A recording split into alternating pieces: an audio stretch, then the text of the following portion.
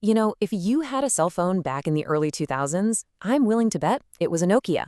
And for most of us, we think we know how that story ended, right? A tech giant that just couldn't keep up. But that's not even close to the whole story. So today, we're going to dig into the incredible, secret comeback of a company everyone had already written off.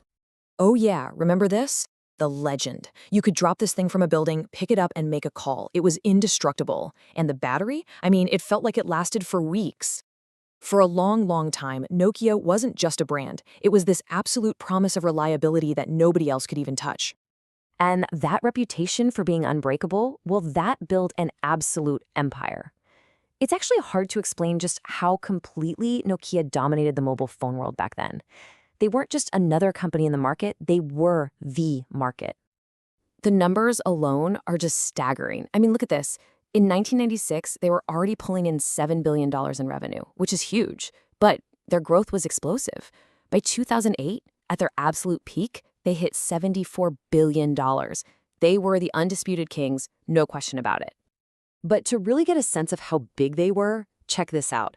At their highest point, more than half, more than 1 out of every 2 mobile phones sold on the entire planet was a Nokia. Just let that sink in for a second. No company today, not Apple, not Samsung, nobody comes close to that level of total market dominance. But you know how it goes. When you're sitting on top of the world, it's really easy to miss the earthquake that's starting right under your feet. A brand new challenger showed up, and Nokia, the unbreakable king, made a fatal mistake. They completely ignored it. And this was the day the world changed. When Steve Jobs walked out on that stage and showed the world the very first iPhone, he wasn't just launching a new gadget. He was launching a full-blown revolution. The very idea of what a phone was about to be completely rewritten. And this right here, this comparison really gets to the heart of the whole problem. See, Nokia was busy fighting the last war. They thought the game was all about making tougher hardware and longer-lasting batteries. But Apple was playing a totally different game. It was a war of software, of user experience, and most importantly, an ecosystem of apps. So how did Nokia respond? Oh boy. They came out with what they called the iPhone killer, the N97. But it was running on their old, clunky Symbian operating system. The touchscreen was awful. But here's the real kicker. Its App Store launched with 12 apps. 12. At that exact same time, Apple's App Store had 15,000. It wasn't a competition, it was a total blowout. So you can imagine the scene inside Nokia, right? Absolute panic was starting to set in. New leadership came in, and they knew just how bad things really were. The company was in a full-blown crisis, and it was time for a desperate, last-ditch gamble. And it all came to a head with this now famous memo from the new CEO, Stephen Elope.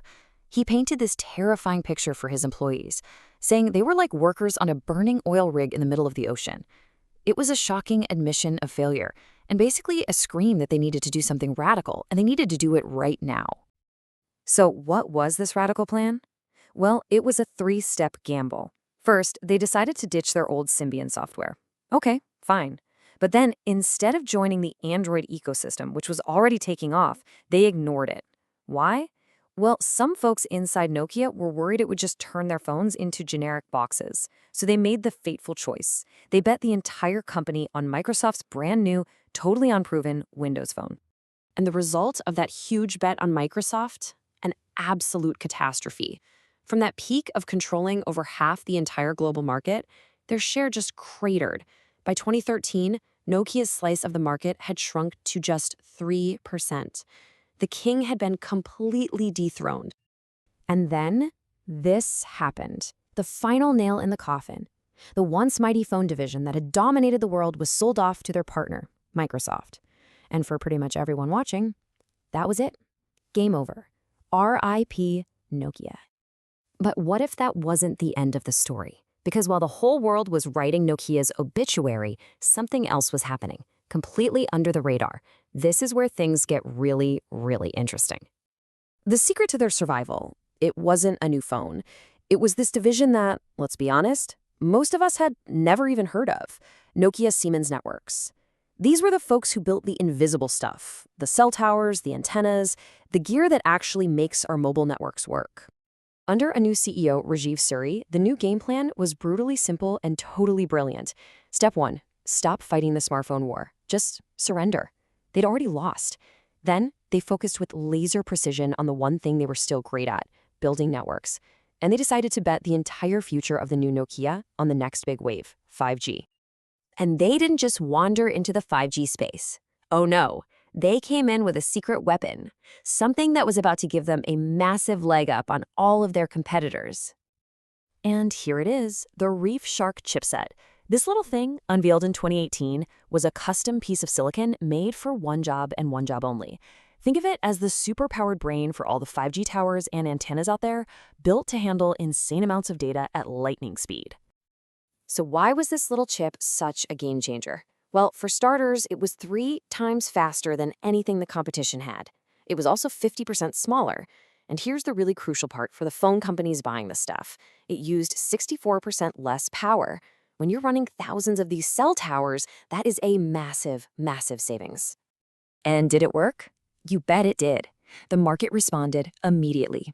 Huge telecom companies all over the world started signing deals left and right. By 2024, more than 300 of them were using Nokia's 5G tech, all powered by Reef Shark. And this is what that success looks like today.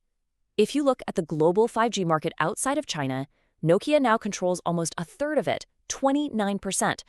They went from the brink of total failure to becoming a dominant global leader in one of the most important technologies on the planet. And the money? Well, the money followed.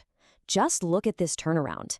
Right after they sold the phone business, their revenue was under $14 billion. By 2022, it had nearly doubled to $26 billion. It's truly one of the most amazing corporate comeback stories of our time. So in the end, Nokia never really died. Not even close. It just transformed.